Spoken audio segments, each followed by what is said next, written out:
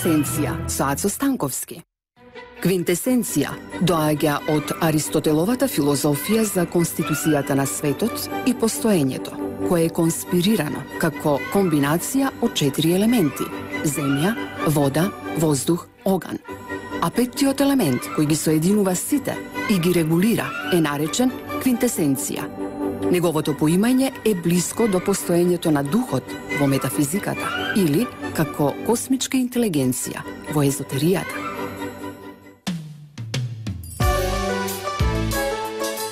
Добар ден, повторно, драги слушатели на Радио Слободна Македонија, радио кој емитува во боја. Еве во овие попладневни часови со прекрасно меко сонце кое го милува градот и создава една многу питома и убава атмосфера, достојна на онаа која ќе ја видите во сликите на импресионистите, например во делата на Клод Моне или Ками Писаро или Сисли Албер. Во секој случај, ова е уште еден подарок во овие доцни, би рекол, па есенски, можеби, ситуации, но не толку есенски, колку она што сите го нарекуваат ромско лето, нели, или индијанско лето на американскиот континент, и ова е еден навистина прекрасен бисер на тој концепт на некој начин за останато лето кое се продолжило, таа екстензија на летото, и еве денеска со пријатни 27-8 степени и прекрасна светлина која навистина ги милува сите овие фасади и природата и дрвијата и околните планини, можеме навистина да му се заблагодариме на провидението што сме живи и здрави и што можеме да дишиме и да збориме и да пулсираме во ритмот на животот кој се одвива во оваа котлина позната како Скопје. Но исто така би ги поздравил и сите други граѓани на Македонија и жители на Македонија кои ги споделуваат овие амбиенти со нас и комуницираме на ниво на колективна свест. Се обидуваме да воспоставиме една свесност за ситуациите на секој план, нели, од оние угодни животни состојби на одмор и хармонија, па се до предизвикот кој стои пред нас, кој на некој начин почнува со самата екзистенција на најбанални нива, но потоа на некој начин еволуира и се развива во состојба на една игра на моќта, би рекол, поточно во политичка игра, која на некој начин обезбедува некаков просперитет или го запира тој просперитет. Кога има хармонични односи и синергија кај народот или кај поголемиот дел од народот, тогаш можеме да сметаме на убави моменти кои ќе настанат на ниво на општеството, значи можеме да сметаме на некој беричет и помалце стресна реалност во која живееме, но доколку почна да се случуваат проблеми, агресивни ситуации, поделености, конфронтации, а најмногу од све мешање, нели, на оние фактори кои за себе сметаат дека се незаобиколни, а кои се на некој начин представуваат пред јавноста како меѓународна заедница. Значи, токму меѓународната заедница е еден феномен кој навистина се обидува да ја кастрира реалноста. Од една страна, меѓународната, нели, се поставува како некоја совест на човештвото, како да говори и делува во име на севкупното човештво, но ако се види кои земји всушност ја составуваат таа меѓународна заедница токму пред нашиот светоглед, пред македонскиот светоглед, да речеме, или граѓаните на Република Македонија, тогаш ќе видиме дека тоа се неколку земји кои не представуваат ни една десетина од целокупното човештво. Може би се на ниво на една, би рекол, 15 или 20, може би дури помалце, што никако не може да биде меѓународна заедница. Кога нам ни се воспоставува меѓународната заедница, тоа се неколку држави плюс USA и тие почнуваат да тропаат на маса и да бараат соодветни концесии, отстапки, виткање кичми, што би рекол лидерот на опозицијата и така натака. А од друга страна, најголемите држави како Кина, Индија, Пакистан, Индонезија воопшто не се дел, или Бразил воопшто не функционираат во таа, да го наречам, стрит генг, понекогаш така ми изгледа, ради тие насилни нивни соочувања со жртвите на нивниот неоколониализам, каде што и ние би можеле да влеземе без проблеми. Но секако таа меѓународна заедница, нели, составена од неколку западни држави, не е Господ, нели, не е Севишниот. Таа исто така има огромни проблеми и секако дека пред се интересира за својата благосостојба и својот мир. Тука ние би можеле да заиграме на тој ниво, да речеме, да ја заиграме нашата игра преку еден реципроцитет кој би се наметнал на ниво на подсвесното, подочно кажано на ниво на една мантичка свест која би функционирала како знаење и како непокора. Токму соочувајќи се со нив, а нашиот арсенал на аргументација и искреност би можел да биде еден фантастичен духовен, би рекол, штит од нивното беззаконие и безсловесност, од нивниот помалце идиотски егоизам со кој настапуваат, со таа суетност која на крај ќе биде само прашина. И дека е навистина така со нив, денеска ќе ги евоцираме, поточно ќе ги пуштиме во етерот Clash. The Clash, познат бенд кој токму се проби на големата светска сцена со една критичка свест, со став кој на некој начин ја деконструира целата лажна реалност која елитите политички на Британија и западниот свет ја воспоставија или се обидоа да ја воспостават врз тогашната глобална реалност.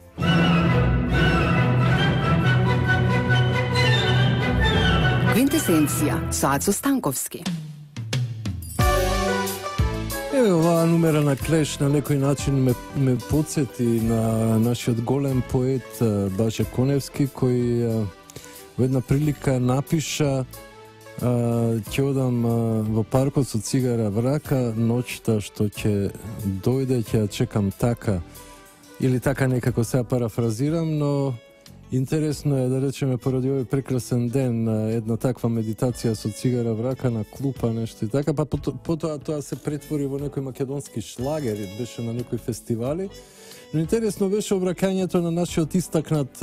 професор по естетика, поточно од катедрата за филозофија, Старделов, кој анализирајќи оваа позната песна на нашиот поетски гений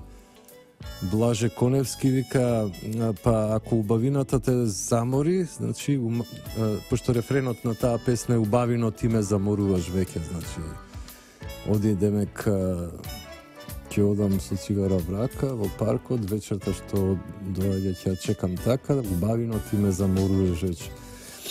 Па ако убавината заморува, значи таа не е убавина или не е совршена убавина, или не е убавина во онтолошки смисол на тоа значение, значи тука се воспостави еден вид на чудесна деконструкција на овој став на Блаже Коневски од страна на професорот Старделов. Но тоа секако е во рамките на една естетска анализа која пак заоѓа во теориско-културни некои зони, во културолошки некакви зони, во теориски анализи на поезијата на одреден творец во општеството. Отидов со овој муавет навака затоа што морам да признаам дека целата оваа политизација која доби скоро анимални својства во последно време, нели, каде што сите, буквално сите партиципиенти во општеството се придружија и почнаа да ги воспоставуваат на јавната сцена, без оглед дали е мрежата или некој електронски или пишан медиум, значи да ги воспоставуваат сите своји фрустрации и тоа набилдани до бескрај, што на некој начин го отру тој медиски простор, на некој начин го контаминира јавниот спејс и ги легитимира сите тие партиципиенти како помалце глупи, но исто така и безобразни, невоспитани, луѓе без култура и со една животинска жица во себе. Посебно тоа е евидентно кај тие што партиципираат во опозицијскиот идеолошки контекст. Значи, сите тие на некој начин се трудеа да бидат што по-екстремни и по-вулгарни, мислејќи дека на тој начин ќе дискредитираат позицијата. Од другата страна па некоја немост и некоја академска реторика која е како кастрирана. Значи, токму можам да кажам дека се работи за една состојба која Џорџ Велс, познатиот или можеби првиот SF автор, ја опиша во неговото дело Time Machine, која беше филмувана од страна на британската кинематографија негде во 30-тите. Но Уелс многу добро виде дека тука постојат две категории. Значи, тоа е некој фиктивен лик во неговиот роман, нели, во неговиот фантастичен, или ако сакате SF роман, каде што еден научник конструира машина која може да плови во времето, да оди назад или да оди напред. Целата случка е во еден викторијански, би рекол, романтичен меланж, во време, да речеме, на 19 век, кога науката на вистина добива култни својства. Тоа е време на дарвинизмот, на марксизмот, на либералните филозофии, на филозофијата на рационалноста, на прагматизмот и така натака. И на вистина таа култност во однос на науката, во однос на новата религија, би рекол, воспостави една таква визија, една таква приказка од страна Џорџ Велс, која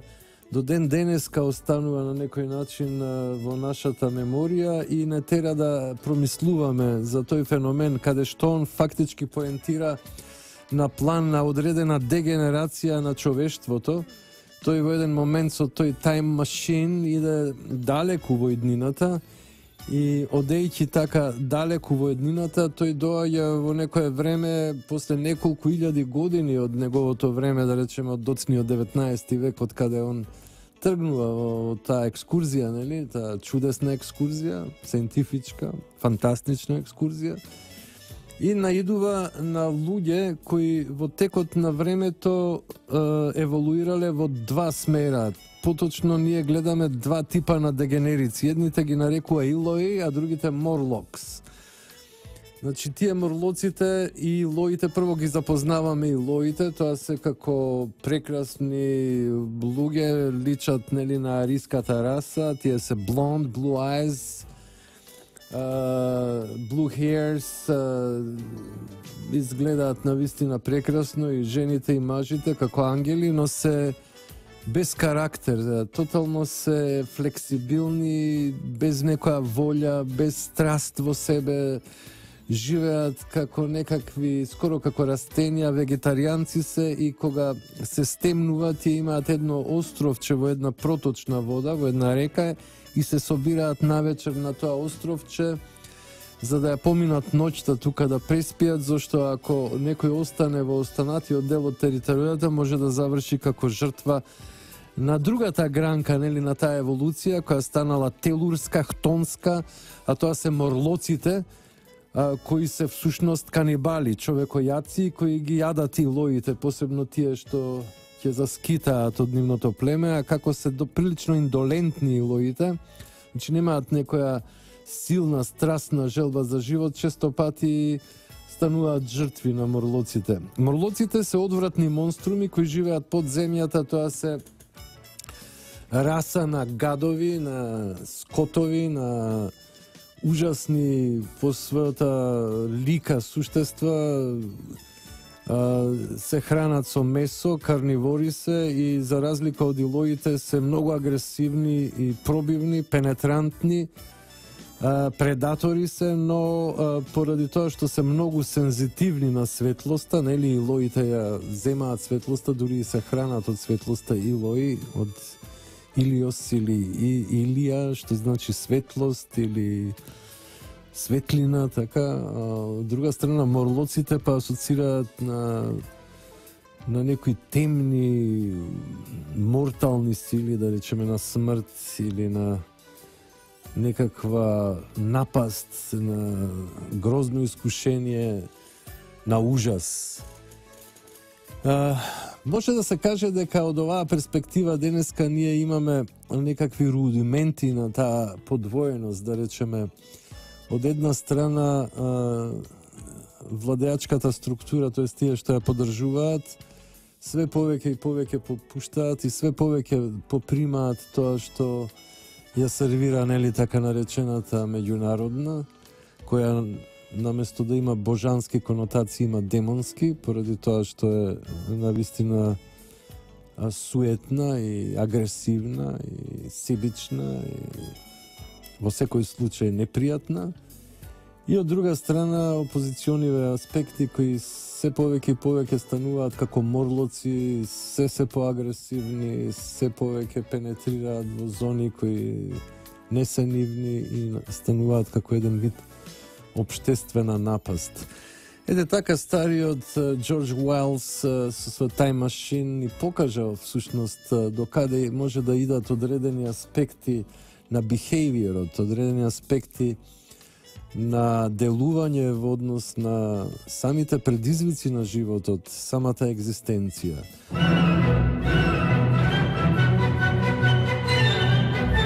Квинтесенција со Ацо Станковски. И како што рекоа, Clay, should I stay or should I go, таа дилема е постојано во нас, во човечкото битие и секогаш на некој начин не тера во некоја инхибиција која поради нашата неодлучност не прави навистина живи камења или дрва кои никако да се одвојат од она што треба да биде нивно минато и да тргнат кон она што треба да биде нивна иднина. Но во секој случај, секој ентитет и покрај оваа збунетост, нели, која инхибира, всушност претендира на моќ, доколку претендира на моќ, нели, на власт, таа сака апсолутна власт. И токму поради конфликтите што настануваат од обезграничената волја, од огромните капацитети на волјата која е виртуелна и која е повеќе еден вид мисла, која има страотна мотивирачка улога, значи од тој психолошки комплекс кој се фокусира на феноменот на моќта и на власта,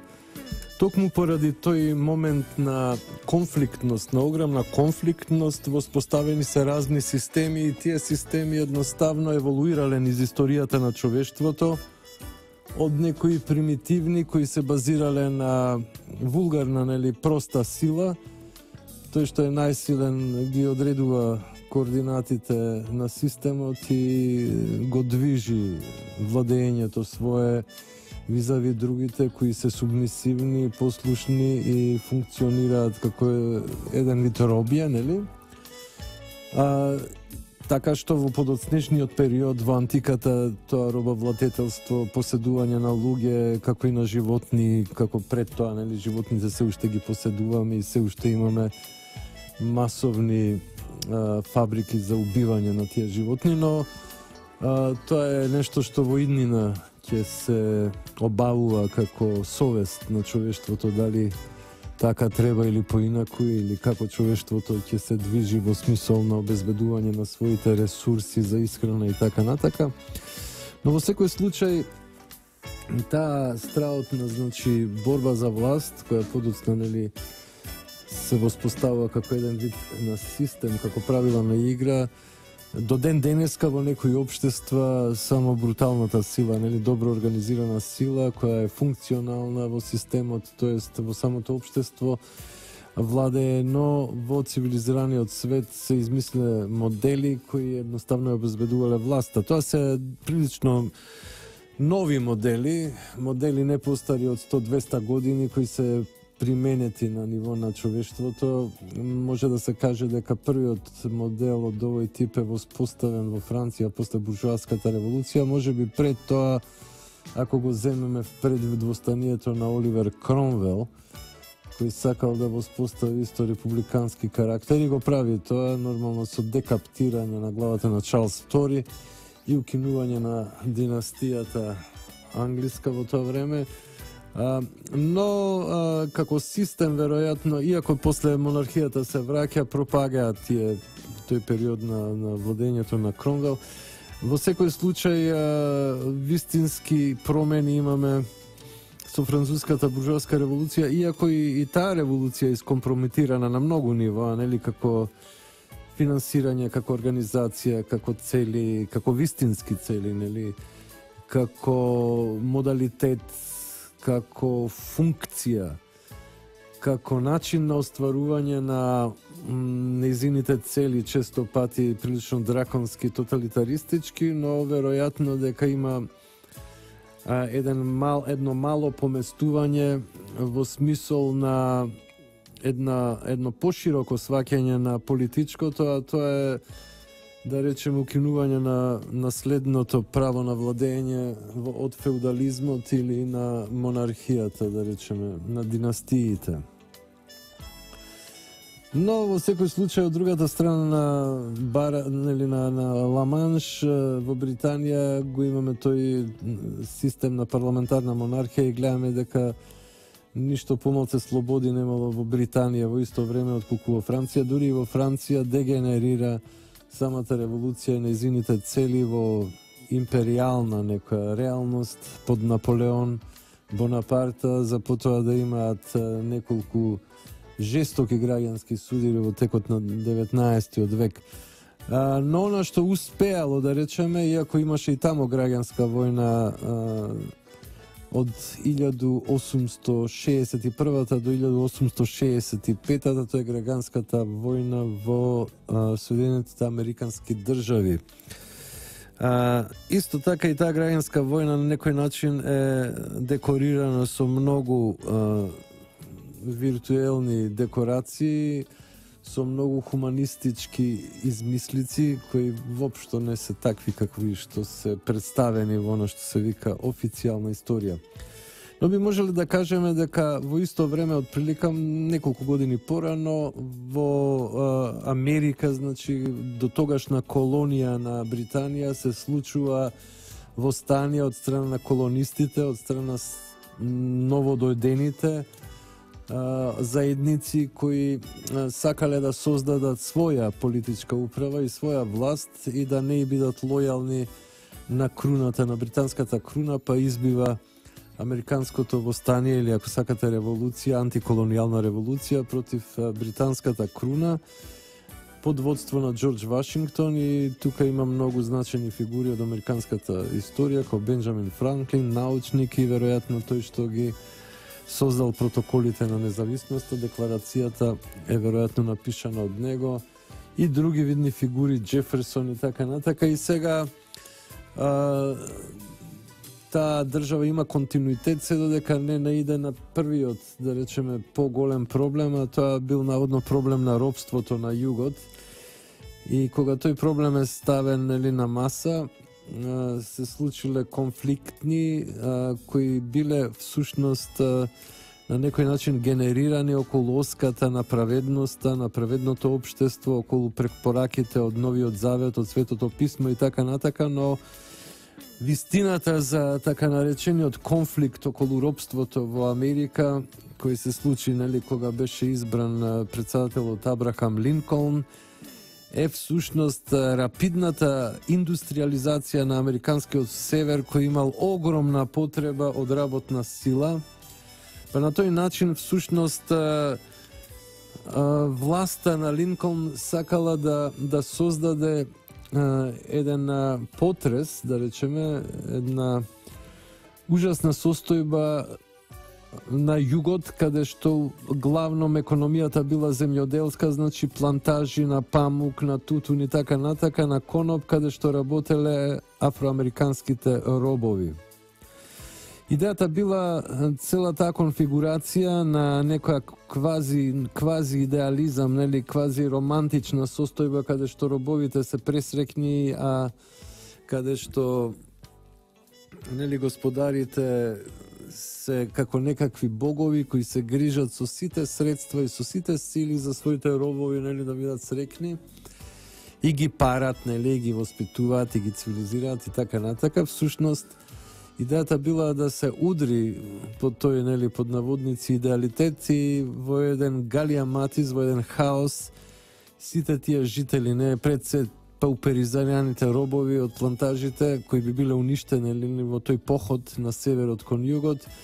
да почнат да мигрираат кон северот и тамо да бидат абсорбирани од индустријските капацитети, од целата американска индустрија која токму почнала да се развива на североистокот од државата. Значи, тоа е веројатно, мислам, ова е теза на некои американски антрополози, историчари, геополитичари, аналитичари и така натака, кои едноставно го виделе овој момент, еден супер прагматичен момент кој има голем интерес во себе си, а не е некаква приказка која од некои сентиментални, хуманистички поводи, значи, создава една таква војна во која погинале скоро 2 милиона луѓе во Америка, броено од двете страни, од северот и југот, од самата Унија и од Конфедерацијата под команда на генерал Ли, од другата страна беше Хорест Грант и еден таков огромен судир сигурно не би бил поради некои романтични причини. Знаеме дека тие големи војни кои преуредуваат цели системи на огромни територии се всушност војни кои се дизајнирани, кои се планирани, кои имаат секако своја телеологија, своја целност, кои на некој начин се спремани со години и години и кои од на крај, нели, во енд ефект нудат секако голем профит пред се за индустријата за производство на оружје, ја засилуваат армијата и создаваат услови за можни коренити промени на општеството, како што е во случајот, нели, излегување од таа традиционалност на феудалниот југ и влегување во концептот на супериндустриализираниот север. Како и да е, тоа е таа приказка, нели, за републиканскиот карактер на големите системи. На крај, секако францускиот модел и американскиот модел ќе победат на глобална сцена, дури тој модел ќе отиде во екстрема, посебно кога ќе се земе в предвид изникнувањето, значи, на социјализмот, на комунизмот, на болшевизмот, кој ќе направи своја револуција во Русија, тоа е Октомвриската револуција од 1917 година, и тогаш ќе почне едно сукцесивно уништување на монархистичкиот систем во Европа, а подоцна, нели, некаде по Втората светска војна ќе останат само неколку монархии во Европа, све друго ќе биде уништено како концепт на владење, но исто така ќе се случи феноменот на антиколониализмот, кој од бившите колонии на веќе пропаднатата британска империја, пред се па и француската империја уште порано, значи ќе излезат нови независни држави пред се на територијата на Азија, на Африка и на Јужна Америка. И со тоа да не заборавиме Австралија, Океанија и така натака, и тука некои мали земјички, и така ќе се формираат нови структури кои ќе влезат во новото време, во времето на модернизмот, во времето на либерализмот, но исто така и на двата екстремни системи тоталитаристички, а тоа ќе биде прво болшевизмот или комунизмот, а потоа нацизмот. Тоест фашизмот и нацизмот во Германија. Во секој случај, овие тоталитаризми се производ на една реакција визави комунистичкиот тоталитаризам, но исто така и визави либералистичкиот систем, кој во однос на одредени земји и одредени геополитички состојби беше препознаен како субверзивен, како деструктивен. Така, например, во Италија, нели, се појави тој романтизам кај фашистите кои ги создаде Мусолини и кои романтизира, сонува, маштареа за она што порано представувала Рим како моćна сила која го конципирал Медитеранот како езеро, како средина на таа империја, која од сите страни на Медитеранот имала своји колонии, своји ингеренции и власт. Но тоа беше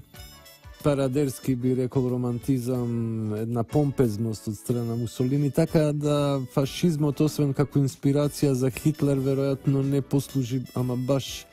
за ништо и не беше нека значајна сила која на некој начин би определувала одредени законитости и одредени правци во целокупната европска па и светска политика од тоа време. Но Германија е нешто друго. Нејзиниот пат кон тоталитаризмот, кон национализмот, кон национал-социализмот, сега тука имаме една чудна синтеза помеѓу социализмот на болшевиците и националниот концепт на фашистите. Но може да се каже дека всушност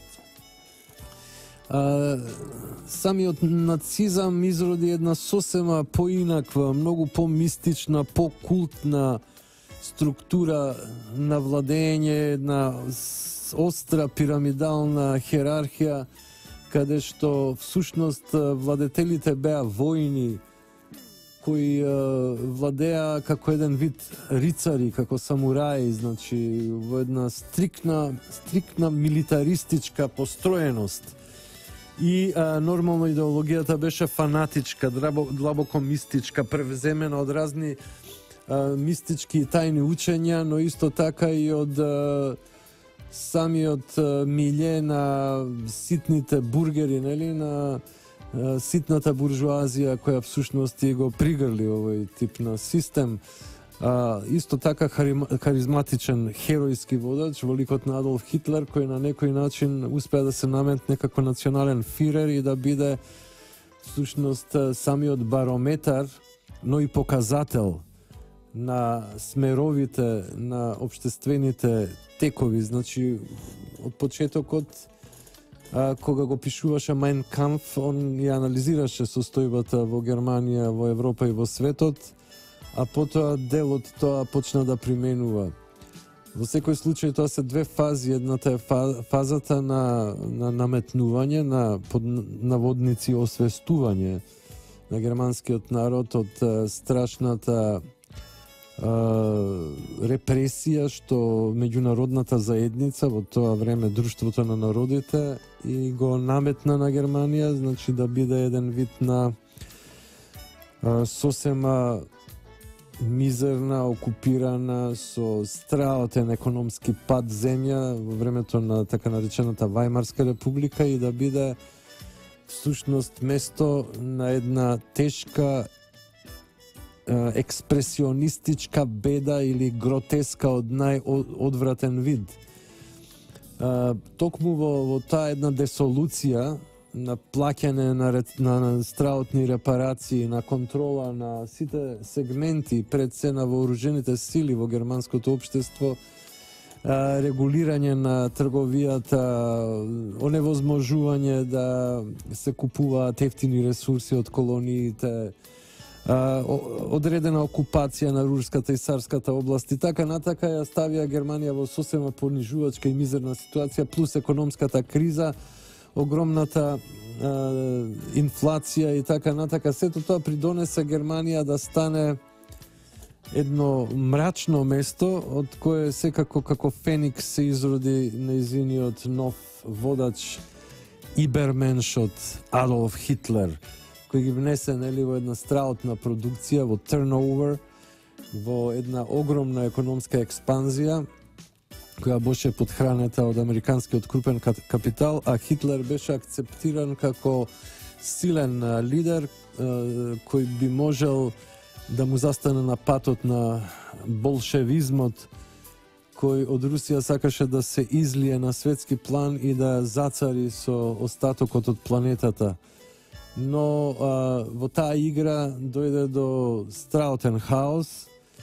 затоа што и русите, нели, советите имаа предлог до Хитлер, да речем, поделба на интересни зони, па така дојде до поделба на Полска, со што почна Втората светска војна 39 година, а всушност поделбата беше со пактот Рибентроп-Молотов, кој требаше Азија и тој дел од светот да биде препуштена на Русија, секако до јапонскиот интерес кој би бил на далечниот исток и западниот дел со сите британски колонии и француски колонии на Германија.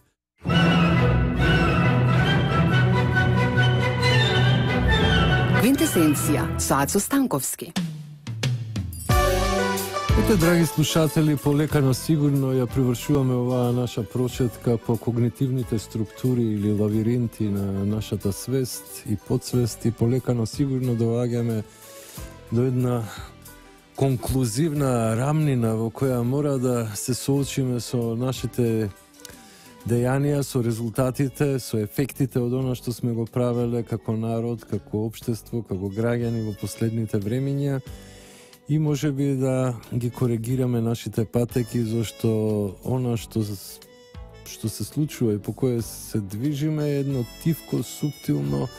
наметнување на ограничувачки стандарди кои ја затупуваат македонската свест и полека но сигурно сакаат да не претворат во зомби, во еден вид илои кои би биле ресурс на нивните офанзивни, страстни енергии за акумулација и на некој начин за приграбување на сите тие животни енергии или како што латините вика vis vitalis. Значи вампирите на оние владетели во сенка кои на некој начин управуваат со целата структура на планетарната власт, се еден вид вампири кои се исхрануваат со енергијата на луѓето, на нормалните луѓе, а сите овие нормални луѓе што ги гледате околу нас се еден вид животни кои живеат во фарма и кои им служат како ресурси за обнова на енергијата или за исхрана, поточно кажано, на тие чудни, невидливи или полувидливи фантомски суштества кои управуваат со структурата. Тоа не го зборам ја, тоа го збори Девид Ајки, кој е еден од најпознатите светски теоретичари на конспирацијата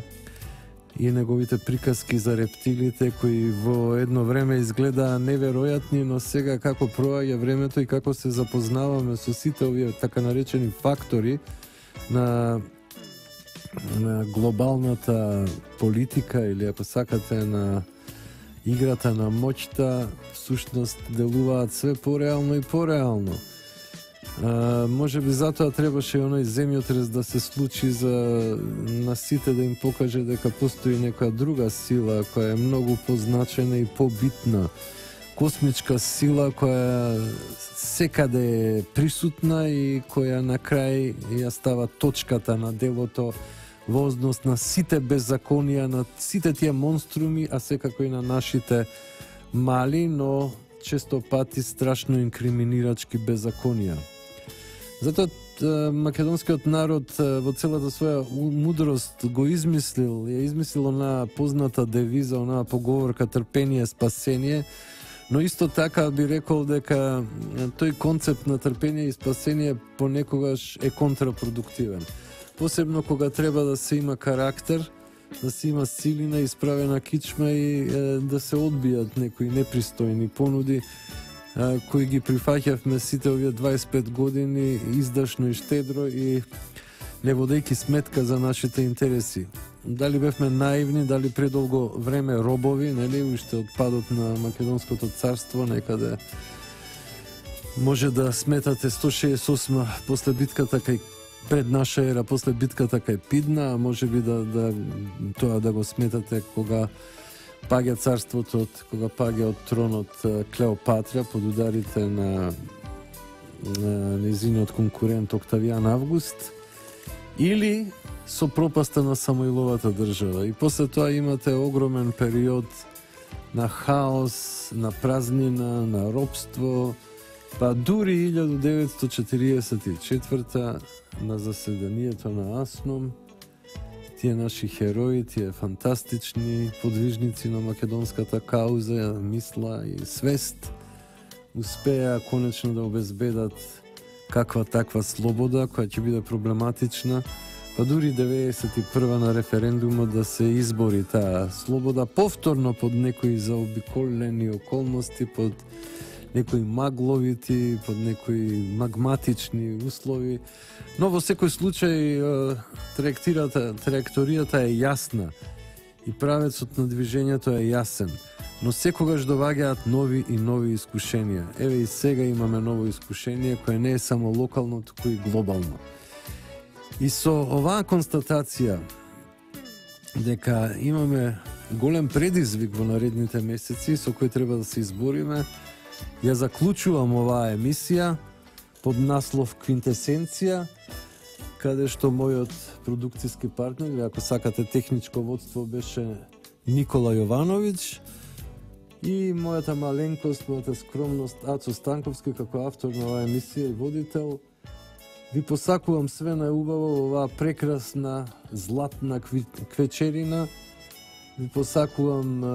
растеретеност, безгрижност. Нема потреба од стравови, затоа што сите тие монструми се само од тигри, од хартија, се само обични плашила. Со ова ја ве поздравувам и ви посакувам убави моменти до народниот понеделник во 5 часот. Ова беше Квинтесенција со Ацо Станковски, Трговско радиодифузно друштво Радио Слободна Македонија. Денеска е 3 октомври 2016 лето Божје. До слушање.